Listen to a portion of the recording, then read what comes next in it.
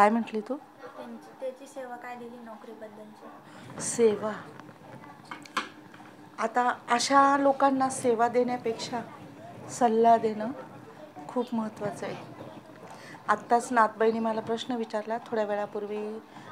एक माझा मानलेला मानसपुत्र, म्हणजेच माझे सगळेच मानसपुत्र आहेत, परंतु वरठाण या गावातील बहुतेक लोक माझ्याकडे सल्ला घेण्यासाठी किंवा काही उपाय घेण्यासाठी येत असतात. त्यातील पिंटू भाऊंचा मुलगा शिक्षण घेऊन आता नोकरी बघण्याच्या मार्गात आहे आणि तो नोकरीसाठी प्रयत्न करतो आहे. तर त्यांच्याच गावात एक शालेय संस्था आहे. त्या संस्थेमध्ये त्या मुलाचं काम होईल अशी सगळ्यांना खात्री आहे. आणि त्या संदर्भामध्ये पिंटू भाऊचं बोलणं व वरठाण या गावाच्या शालेय संस्थेचे काही संबंधित लोकांशी झालं.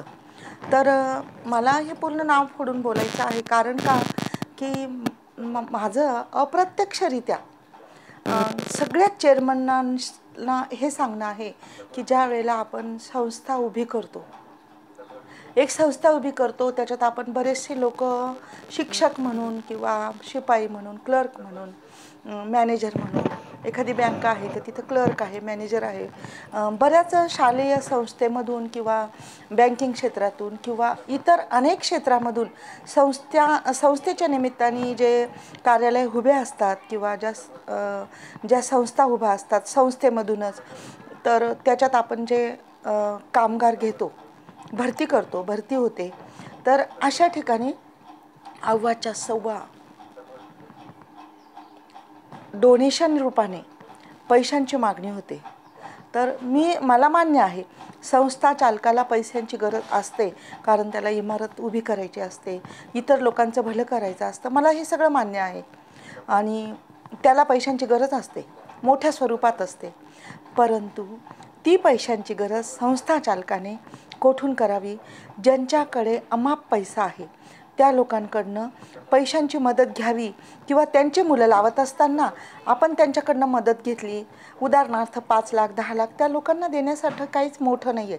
परंतु ज्या घरामध्ये अतोनात गरिबी आहे, शेतीचं उत्पन्न येत नाही आहे, पीक होत नाही आहे, त्यानंतर जेव्हा जिथे डिग्री आहे परंतु शेती नाही आहे, स्वतःचं घर नाही, भाड्याचं घर आहे आणि त्या मुलांना नोकरीची खरंच खूप सक्त गरज आहे. तर संस्था चालकांनी अशा गरीब मुलांना खूप थोड्या पैशामध्ये, तेही तुमच्या पगारातनं आम्ही कापून घेऊ नंतर डोनेशन, अशा स्वरूपाने त्यांना नोकरीला लावं. कारण त्यांच्याजवळ अगोदर देण्यासाठी पैसे नसतातच, तर ते तुम्हाला अगोदर पैसे देऊ शकत नाही म्हणून त्यांना नोकऱ्या नाही म्हणून त्यांची गरिबी जास्त वाढणार. तर अशा स्वरूपात चेअरमन लोकांनी पैसे घेणं टाळावं, जेणेकरून गोरगरिबांना नोकरी लावताना त्यांच्याकडनं पैसे घेऊ नये किंवा घ्यायचेच आहे डोनेशन रूपाने, तर त्यांच्या नोकरीच्या पगारातनं, जेव्हा त्यांची नोकरी पक्की होते त्यांचा पगार लागू होतो आणि त्या पगारातनं त्यांच्याकडनं लिहून घ्यावं स्टॅम्पवर की तुम्हाला हे डोनेशन भरावं लागेल आणि इतक्या स्वरूपातून तुमच्या पगारातून आम्ही कपात करू. तेही मान्य राहील, कारण संस्था चालकालाही फार मोठा भार ओढायचा असतो, उचलायचा असतो. त्यांनी पैसे घ्यावेत, जरूर घ्यावे, परंतु अशा स्वरूपाने की जिथे गरिबी आहे, जिथे नोकरीची गरज आहे परंतु पैसे नाही आहे, अशा मुलांना, अशा पदवीधर मुलांना संस्था चालकांनी जरूर मदत करावी. अशा स्वरूपात जे मी सांगितलं आहे अशा स्वरूपामध्ये, न की 5 लाख द्या, 10 लाख रुपये द्या, मग त्यांच्याजवळ ना दागिने असतात, न घर असतं, न शेती असते, ते पैसे उभे करणार कुठून? मग आणि काही लोकांकडे थोडी शेतीचा तुकडा असतो, 1 एकर 2 एकर किंवा थोडेफार दागिने आईच्या अंगावर असतात, मग ते विकून, ती शेती विकून ते जर कधी नोकरीच्या क्षेत्रामध्ये उभे राहत आहे, त्यांना पगार येतोय, पण मग त्याचा उपयोग काय? 5 आणि 10 लाखामध्ये तर एक बेरोजगार मुलगा चांगला व्यवसाय उभा करू शकतो ना. जर अशी लोकजागृती कुणी केली तर सगळेच मुलं नोकरी सोडून व्यवसाय करतील आणि मग संस्था चालक काय करतील बरं?